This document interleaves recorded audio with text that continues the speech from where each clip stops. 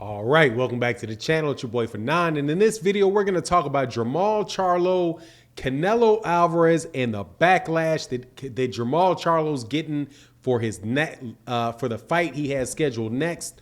Let's talk about that in this video.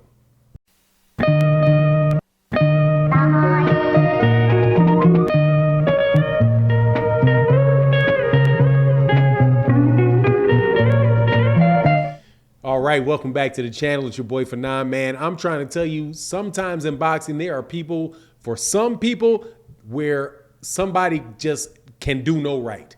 In this particular instance, Jermall Charlo, can do absolutely no right in some people's eyes, and he is getting a lot of backlash for the guy that he is fighting next, as Showtime has announced the fights that they have coming up over the next, I think it's what's over the next, up until the June time frame. So what is that? April, May, June, July. So over the next 3 months, about the next 3 months worth of fights that have been announced. Now, before I get into that though, let me welcome you back to the channel. If you're not subscribed to the channel, do me a favor, hit the subscribe button, subscribe to the channel, hit the bell icon so you can be notified of when we release more videos. Your support would be greatly, greatly appreciated. All right, so Jermall Charlo got announced today is going to be fighting Sulecki. I'm not going to kill his first name, to defend his WBC 160-pound title.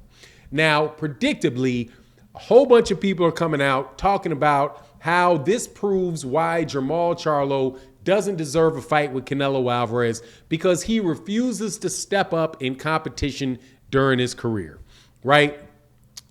At the same time, though, people know full well that Jermall Charlo's team, or Showtime, PBC, TGB, what Tom Brown Promotions, whatever that organization is called, no disrespect to it, have literally made Canelo Alvarez an offer for whatever amount of money. My understanding of it is around $50 million offer to fight Jermall Charlo. Canelo Alvarez turns that down and goes somewhere else. Okay, so people say, then after that, the PBC, Showtime, Jermall Charlo make an offer to Jaime Munguia, the undisputed former 145-pound champion, the #1 contender in the WBC at 160, the #1 contender for the WBO at 160, and Jaime Munguia agrees to the fight. Jermall Charlo agrees to the fight. Golden Boy Promotion refuses the fight. So Jermall Charlo then goes on to his third option. I can only suppose it's his third option. Who knows? Maybe more. Goes to his third option, Maurice Sulecki, and decides to fight Maurice Sulecki. And the pushback is, see, we told you Jermall Charlo won't fight anybody. Now, if that is not a self-fulfilling prophecy, I don't know what is. Canelo Alvarez won't fight him. Jaime Munguia says he will fight him, but is not allowed to fight him. Who else is he supposed to fight? Demetrius Andrade is going up in weight, has a fight scheduled with Zach Parker. Gennady Golovkin has a fight at the other champions at 160 pounds, where Demetrius Andrade's leaving that weight class and moving Zach Parker. And even if he didn't leave that weight to fight Zach Parker, he had another fight scheduled with somebody whose name I don't recall off the top of my head. Gennady Golovkin, who is, I do believe, the WBA or the IBF champion at 160 pounds, is fighting the WBA champion at 168 pounds, Mayorga. So their fight is locked up. And then after that, Gennady Golovkin has a fight scheduled with Canelo Alvarez. Who else was there for Jermall Charlo to fight? This is the same thing that I said every time people would talk about Gary Russell Jr. and how Gary Russell Jr. only fought one time a year. Gary Russell Jr. was a 126-pound featherweight title, recently lost his title to Mark Magsayo. But for years, people would say, Gary Russell Jr. is only fighting one time a year. He's only fighting one time a year, right? Well, when were the times that Gary Russell Jr. actually fought? He fought during whenever there was a mandatory name, he fought as mandatory. However, he was not able to get any voluntary fights. In this instance with Jermall Charlo, shows you why. Shows you why Gary Russell, it wouldn't have made any difference if Gary Russell Jr. would have fought a whole bunch of guys who were his voluntary, because people would have still complained about the guy that he actually fought, because the people that were other champions in the division would not fight him. In this particular instance, Jermall Charlo can't get a fight with Demetrius Andrade because Demetrius Andrade left the weight class, even though I would have loved to see him fight. And Jermall Charlo honestly didn't sound like he's too anxious to fight Demetrius Andrade.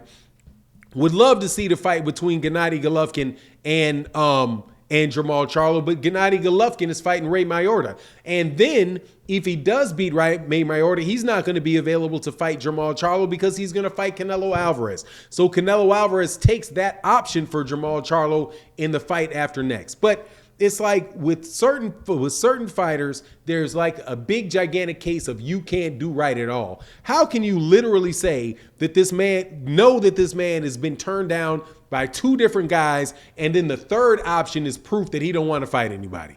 As if he has the choice. He's already shown that the people that he wants to fight will not fight him for one reason or another. You can justify Canelo Alvarez happening. You can justify Canelo Alvarez not fighting him because he's fighting Demetrius Bivol. I personally don't have a whole lot of problem with the Demetrius Bivol fight, outside of the fact that I would rather see Canelo Alvarez fight maybe 3 or 4 more people before I saw Bivol, before the Bivol fight. Rather see him fight Beterbiev if he's at 175, even though I know Beterbiev's not available. I would rather see him fight Demetrius Andrade, David Benavidez, or Jermall Charlo. But it just goes to show you, man, that in boxing, and it's funny because I was listening to this podcast that was referring to boxing and certain demographics of boxing fans being very, very tribal. Right. And I, first of all, the use of the word tribal with the people that this guy was talking about, to me was like, yeah, okay, man, can you dog whistle any louder? This is what you call just straight out anti-PBC tribe, whatever it is, because it's the same situation that happens over and over and over again. Guys in the PBC, no matter how hard they try to make fights, how many offers are made to get fights done, it's always their fault that the fight doesn't happen. And when their guy turns down and doesn't get the fight, then they use the fact that they didn't get the fight as a justification not to make another fight. It's just a never-ending circle. If nobody will fight Jermall Charlo, what is the problem with him fighting Sulecki? Now, I will also point this out, that Sulecki is absolutely he's a good fighter. He's a solid fighter. He lost a unanimous decision to, I think, Daniel Jacobs. He lost a unanimous decision to Demetrius Andrade. Never been knocked out other than those 2 wins against guys that held championship belts. The guy has never lost. He's a legitimate third choice to fight. Not somebody, by the way, that Jermall Charlo is preordained to look good against, because Maurice Sulecki is kind of a slick fighter. He gives you different looks. He's not a cardboard cutout type of guy. He's got a chin. He moves pretty well. He's a tough competitor. And Jermall Charlo is going to wind up having a fight that may very well, if the history of Maurice Sulecki has anything, tells us what will happen in the fight, will more than likely go the distance with him, because like I said, he's a tough guy, not easy to hit. He'll box from the outside. He can fight a little bit from the inside. The fight will go to the distance, and then they'll say, well, look, Jermall Charlo got hit by Mauricio Sulecki. He lost 2 rounds to